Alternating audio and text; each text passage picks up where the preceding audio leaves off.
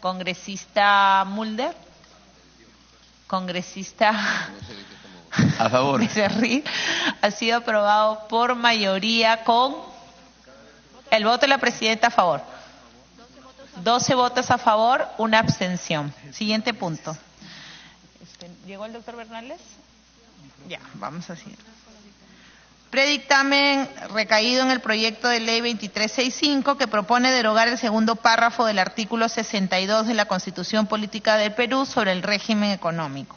Esta iniciativa propone la eliminación de la posibilidad de que el Estado peruano suscriba contratos de estabilidad jurídica, para lo cual plantea la derogación del segundo párrafo del artículo 62 de la Constitución, con el objeto de establecer una política tributaria acorde con la realidad actual y combatir la corrupción empresarial. No obstante, no hemos podido encontrar evidencia alguna sobre la finalidad de la iniciativa y el texto propuesto, ya que la estabilización del régimen tributario en virtud de los contratos ley tiene lugar de acuerdo a las políticas públicas de promoción de la inversión, tratándose de proyectos de gran envergadura que requieren de capitales significativos, tanto extranjeros como nacionales. Asimismo, sobre la lucha contra la corrupción, este punto no guarda consistencia alguna con el proyecto de ley bajo análisis, por lo que no se encuentra evidencia clara y absoluta sobre el impacto que tendría la eliminación de esta modalidad contractual respecto de la corrupción que afecta a nuestro país. De acuerdo a la información alcanzada por PCM desde el año 93 hasta la fecha, el Estado peruano ha suscrito 687 contratos de estabilidad jurídica. Dicha cifra, el 70% de dichos compromisos se encuentra vencido.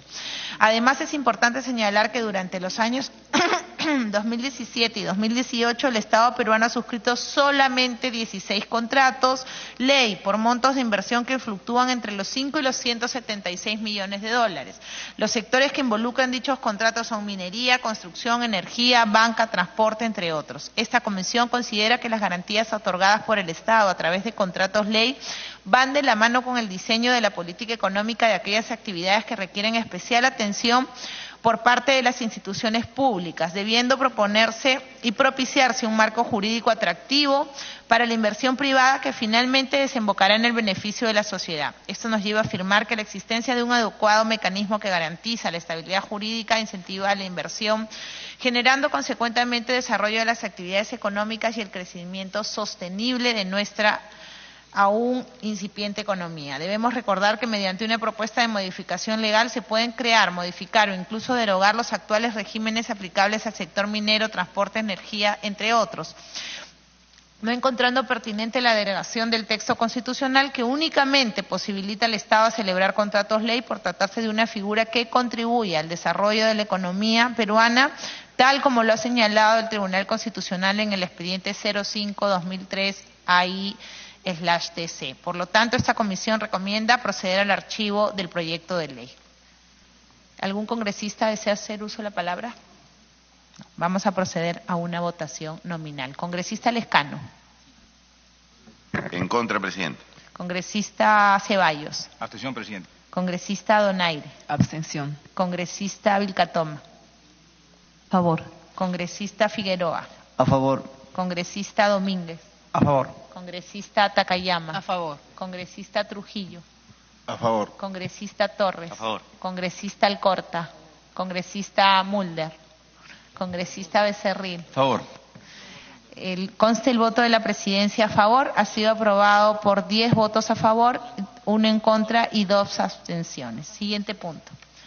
Predictamen recaído en los proyectos de ley 1561 y 1529. ¿Ya llegó? Ok. Ya vamos a suspender unos minutos porque acaba de llegar el doctor Enrique Bernales.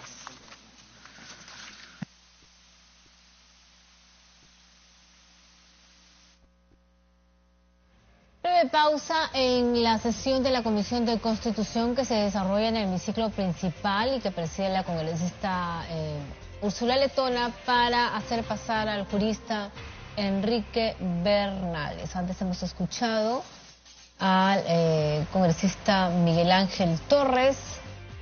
Recordemos que para hoy se está viendo varios preinformes de grupos de trabajo. Uno tiene que ver con el grupo de trabajo encargado del control constitucional sobre los actos normativos del Poder Ejecutivo, sobre el decreto de urgencia 05 que establece medidas de eficiencia del gasto público para el impulso económico. Les recordamos que en la Comisión de Pueblos Andinos hoy se ha aprobado el proyecto de ley que regula el plástico de un solo uso y los recipientes o envases de un solo uso. Plantea que de manera inmediata se prohíba la adquisición, uso, ingreso o comercialización de bolsas y sorbetes de plástico y envases de Tecnopor a áreas naturales protegidas, áreas declaradas Patrimonio Natural de la Humanidad, museos, así como entidades estatales. En 6 meses de aprobarse por el Pleno, quedarían prohibidas las bolsas plásticas delgadas de menos de 30 centímetros por lado, sorbetes plásticos y envases de Tecnopor. De esta manera, el Perú se sumaría a la lista de países que ya han logrado legislar en el tema en Sudamérica, como Chile y Colombia.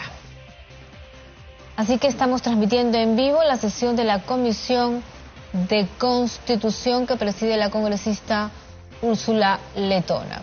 También hay que señalar que, y lo veíamos hace unos momentos, que también está sesionando la Comisión de Transportes, que preside el congresista Roy Ventura. La Comisión de Transportes está viendo hoy en la sala Bolognesi el proyecto de dictamen recaído en los proyectos de ley por el que se regula las empresas de intermediación del servicio de taxi y se crea el registro nacional.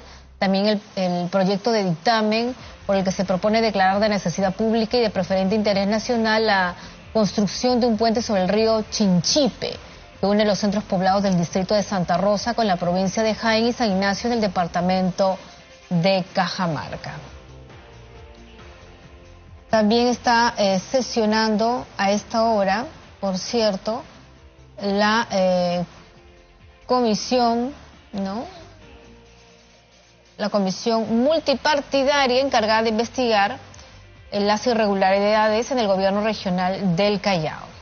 En estos momentos ingresa al hemiciclo el jurista constitucionalista Enrique Bernales para dar sus opiniones sobre los proyectos mencionados en la Comisión de Constitución que preside la congresista Úrsula Letona. Les indicamos que también está sesionando la comisión investigadora de los posibles actos de corrupción en el gobierno regional del Callao, que ha elegido como vicepresidente hoy de este grupo a Vicente Ceballos. Anunció además que la investigación alcanzaría 5 años de los últimos alcaldes y presidentes regionales del Callao. El congresista Sarmiento informó que el grupo de trabajo viajará a Piura. Bueno, este es otro tema que se están desarrollando paralelamente en otras comisiones. Bien, ahora en unos momentos se va a reanudar la sesión de la Comisión de Constitución.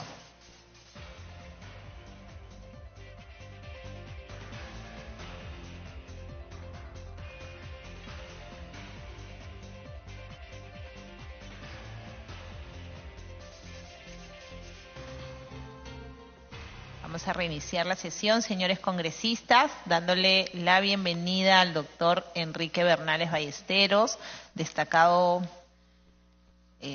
constitucionalista, que nos va a comentar su análisis respecto a los proyectos que han sido presentados sobre la posibilidad del retorno a la bicameralidad en este Congreso. También damos la bienvenida al congresista Quintanilla. Doctor Bernales, nuevamente bienvenido y usted puede iniciar su exposición.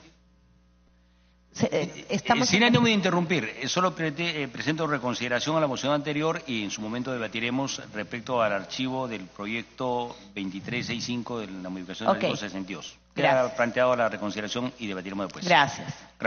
Doctor Bernales, puede usted empezar. Por la invitación y ante todo mi respetuoso saludo a esta comisión que forma parte del Congreso de la República, institución tan fundamental para la democracia, tanto que sin el Congreso en ningún país hay democracia. Congresistas, evitemos el diálogo. Por eso mi saludo. Señora Presidenta, luego de este saludo y de expresarle también mi satisfacción por encontrarme en un local que ha sido parte de mi vida, parte ciertamente muy importante, y rodeado de algunas personas que han sido mis alumnos universitarios. Quisiera alterar un poco el sistema de mi exposición para presentar en primer lugar 3 conclusiones que llamaría de tipo metodológico y que espero que no me tomen mucho tiempo. La primera que estimo necesario es presentar el marco nacional, el marco ciudadano dentro del cual se desarrolla este debate acerca de la bicameralidad. Estimo, señor presidente, que por principio aplicativo del artículo 2º, inciso 2 de la Constitución, la ciudadanía tiene todo el derecho a ser plenamente informada de lo que se debate en este Congreso. Y más aún si se trata de reformas de carácter constitucional. No olvidemos que el titular del poder es el pueblo y que los congresistas, como en el pasado, los senadores, los diputados, son representantes del pueblo y ejercen el poder en nombre del pueblo, pero el pueblo no puede ser ignorado de aquello que le interesa directamente. Y en ese sentido quiero expresarle mi preocupación porque constato una situación donde en cierto modo, y no con esto quiero responsabilizar a su comisión, en la que la mayoría del país ignora este debate, ignora qué es el Senado, ignora qué cosa es el sistema bicameral. ¿Y por qué lo ignora? Lo ignora por una razón muy sencilla. La última vez que tuvimos Senado, de acuerdo a las informaciones del RENIEC, del Jurado Nacional de Elecciones y de publicaciones oficiales, en 1990, 1992, el Perú tenía alrededor de 21 millones de habitantes. Han transcurrido 26 años. 26 años con sistema unicameral. 26 años sin Senado, sin sistema bicameral. Y yo constato, inclusive constato como profesor universitario, que inclusive los universitarios no saben qué es el Senado. No saben lo que es el sistema bicameral. Por consiguiente, se está produciendo un debate en el cual muchas veces los encuestadores, las encuestas mejor dicho, preguntan qué se opina sobre el Senado y la mayor parte dice, no sé, no sabe, no contesto. Entonces estamos haciendo un debate a espaldas de la ciudadanía. Yo creo, tomando como antecedentes otros debates constitucionales, como el de la Constitución de 1979, donde fui asesor de la Comisión Principal, el del Congreso Constituyente Democrático en 1993, que debieran abrirse canales de información sistemático que llegue a todos los sectores de la ciudad, utilizando para ello los medios de prensa, las redes sociales, pero fundamentalmente las instituciones que por su propia naturaleza tienen que ser opinantes. No es posible, es inaceptable que las universidades permanezcan en silencio con facultades de derecho y con centros de investigación que tienen la obligación de opinar, de hacer llegar su opinión como lo hicieron en el pasado, y que del mismo modo se consulte a otras instituciones, como, por ejemplo, las instituciones representativas de los gremios empresariales, de los trabajadores, de las ONGs, de la Iglesia. La Iglesia fue opinante y tiene muchos temas que opinar, no solamente la Iglesia católica, sino las iglesias en plural. Y de este modo recabar sistemáticamente esa información que puesta a disposición de esta comisión pueda efectivamente formarse un criterio, un juicio sustantivo e importante sobre la necesidad de que este debate sea un debate nacional y no solamente un debate en el Congreso. Esto que en realidad debería ser la primera conclusión, la pongo por delante porque estimo que es de la mayor importancia y que todo lo que un especialista en derecho constitucional como quien habla diga en esta sesión tiene importancia, pero la tiene limitada si es que no llega, no se difunde como la de otros especialistas a través inclusive de los medios de prensa de los que dispone el Congreso. Esto sería entonces, señora presidenta, señores congresistas, mi primera conclusión. La segunda conclusión es de algún modo, ya que ya se ha publicado mi autobiografía, informar a ustedes de ciertas cosas que yo conozco de la época en que era senador y tenía un contacto directo con el presidente Fujimori, porque siendo primer vicepresidente del Senado y muchas veces presidente en funciones, solía llamarme, solía hacerme consultas sobre distintos temas, entre ellos el Parlamento. Y yo podría decir a partir de ese conocimiento que muchas cosas que se dicen no son exactamente cuál era el pensamiento del presidente Fujimori en ese entonces. Y sobre este tema, él tenía sí una preocupación sobre el Parlamento, pero no exclusivamente sobre el Senado. Y su preocupación estaba dirigida más bien a lo que él llamaba la partidocracia, es decir, cómo se comportaban los partidos, no solamente dentro del Congreso, sino fuera del Congreso. Pero en realidad cuando él, y uno analiza, digamos, viendo los elementos que gramaticalmente son subyacentes a su expresión disolver, no dijo disolver el Senado, dijo disolver el Congreso y disolverlo temporalmente. Temporalmente. ¿Por qué? Porque su idea en ese golpe de Estado el 5 de abril era la de una permanencia mucho más larga, donde posiblemente, como en otros golpes de Estado, se iba a dar un estatuto que iba a sustituir temporalmente a la Constitución. ¿Cuándo se produce el cambio?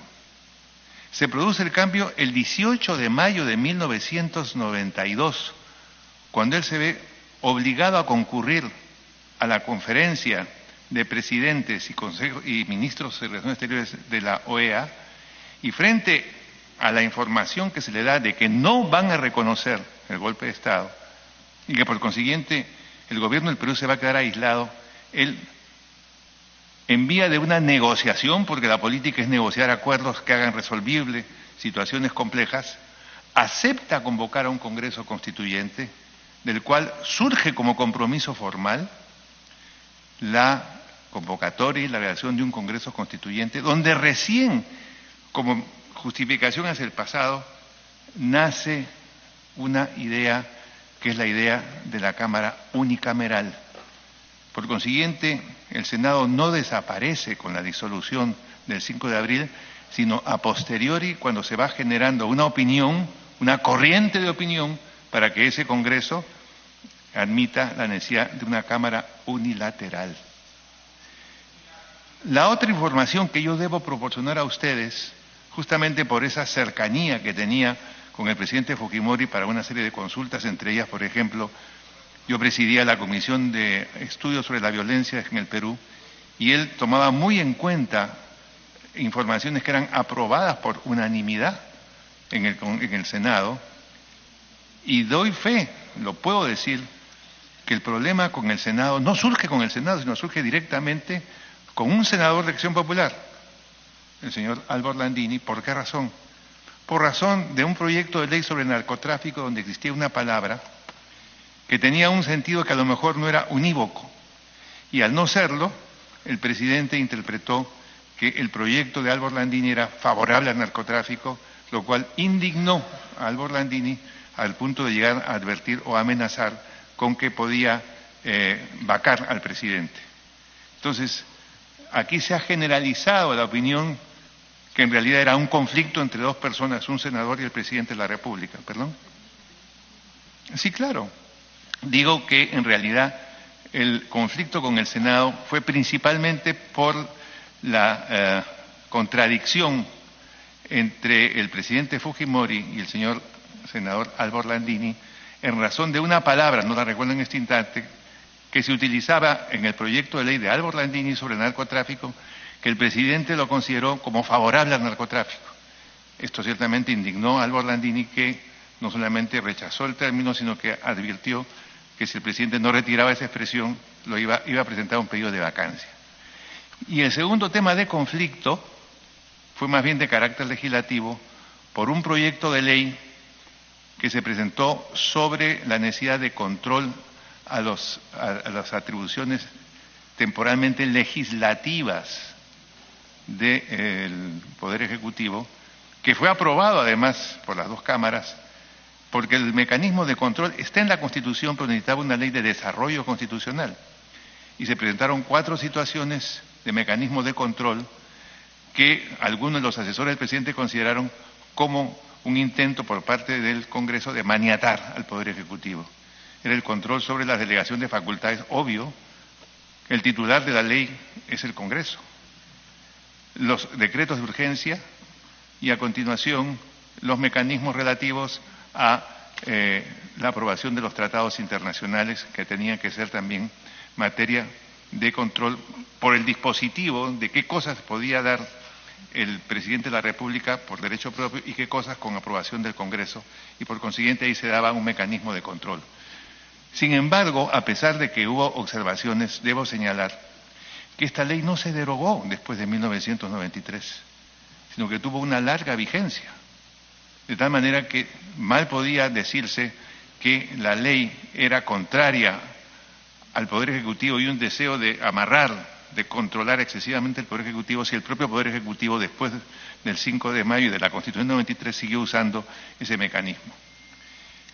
Todo esto realmente lo conozco muy de cerca porque es un tema que yo hablé con el presidente de la República, pero también lo hablaba con el titular del Senado, el señor Máximo San Román, e inclusive con el padre de Miki, del que fui amigo y con el cual me formé en mi primera juventud como jóvenes educados en la escuela de social cristianismo de la democracia cristiana. Y evidentemente Carlos tenía una preocupación porque era también un hombre muy cercano a Fujimori y de buen consejo. Pero alguna vez él me llegó a decir, sin mencionar un nombre, que temía que estuviesen produciéndose otras influencias en el presidente Fujimori que de alguna manera podían afectar el comportamiento de la democracia, y Carlos Torres y Torres Lara no era un auténtico demócrata, además de ser una persona cabal.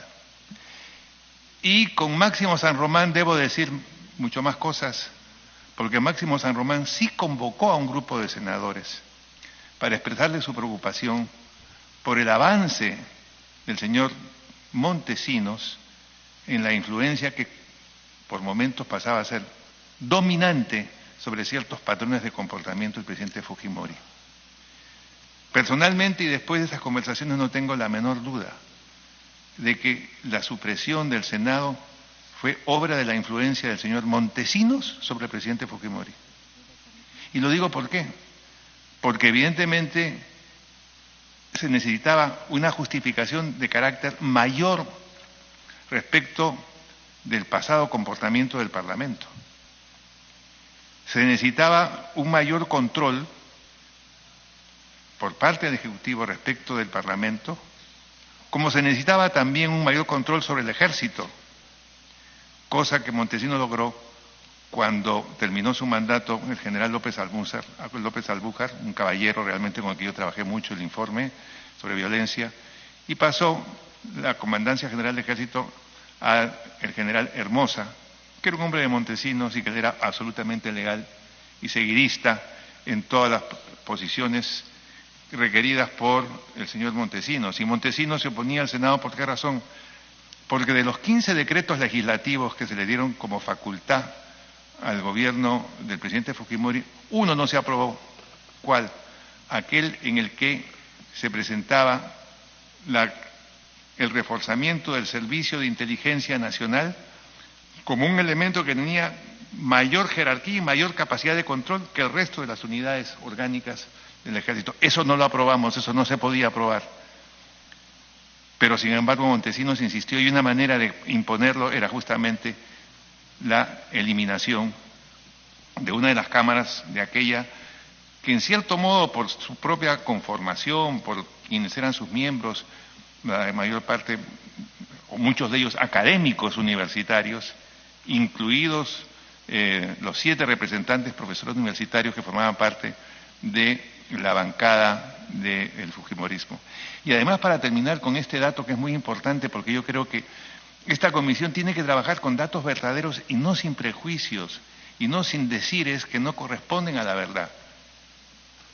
El presidente Fujimori contaba con mayoría en el Senado, porque tenía 14 senadores más 16 senadores apristas que apoyaban al gobierno, más 9 de la izquierda socialista, hacían 39 votos, y en honor a la verdad, nunca el Senado aprobó leyes contrarias, no fue un obstáculo para la realización del gobierno de Fujimori.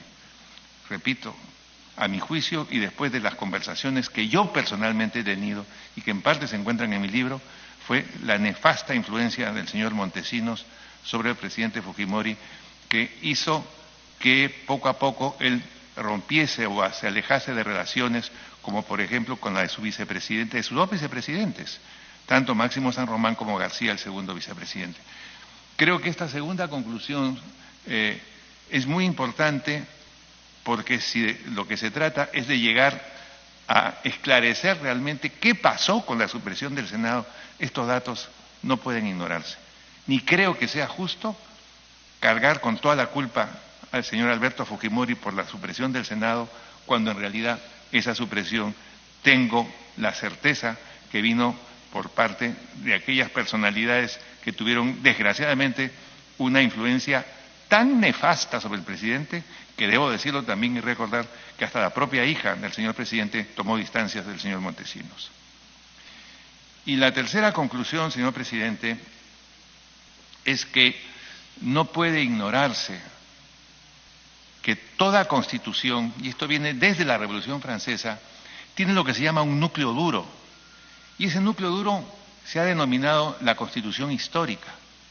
En nuestro medio, un distinguido constitucionalista, que creo yo que es el más importante constitucionalista que tiene el país, que es Domingo García Belaúnde, tiene inclusive un libro, una publicación sobre lo que él denomina la Constitución histórica. Y en esa Constitución histórica se dice que ese núcleo duro significa que la Constitución tiene fórmulas pétreas, que son intocables, inamovibles, porque son aquellas que le dan identidad desde la Constitución hacia el conjunto del país. ¿Podría, por ejemplo, un Congreso Constituyente decir que el Perú deja de ser república para convertirse en monarquía? ¿Podría hacerlo? ¿No es la república la definición misma de nuestro nacimiento como independencia? ¿Podría decir, contradiciendo la tesis de Montesquieu, que en el Perú solamente hay dos poderes del Estado porque el poder de la justicia se administra a medias entre el Parlamento y el Ejecutivo? Tampoco podría. ¿Podría ignorar el artículo primero de la Constitución que está en la Constitución anterior, pero que viene desde atrás como tendencia, que en realidad la dignidad de la persona humana y la defensa de ella es obligación del Estado y de la sociedad? Y en ese contexto, cuando un país adopta, como adoptó el Perú desde 1828, que en su sistema legislativo es bicameral, ¿puede de un plumazo suspenderse la Constitución en la Constitución del Senado? ¿Podría, por ejemplo, el Senado eliminar el Senado? ¿No es el Senado parte intrínseca del republicanismo democrático de los Estados Unidos? La Revolución Francesa ensayó el mecanismo de asamblea, terminó siendo el desastre del directorio dominando sobre la asamblea e imponiendo con el jacobinismo la guillotina como instrumento principal de gobierno. ¿Por qué? Porque era concentración del poder. Y así sucesivamente, cuando analizamos todos los gobiernos, todos los países que tienen sistema bicameral, entienden que el bicameralismo forma parte de su constitución histórica, como puede formar parte el sistema unicameral. Los países de Centroamérica son unicamerales porque son países de 4 o 5 millones de habitantes. Pero los países geográficamente grandes y poblados, todos tienen Senado. ¿Y por qué tienen Senado? Porque en realidad no es que sean simplemente cámaras competitivas donde una repite la reflexión de la otra y la mejora, sino porque en realidad configura una mejor distribución de los distritos electorales. Y no podemos olvidar que la representación es la tarea principal de un Congreso. Entonces, creo, señora Presidenta, que a mi juicio hubo ligereza en la eliminación del Senado. Y cuando uno lee, por ejemplo, el libro de Carlos Torres y Torres Lara, a este elemento de la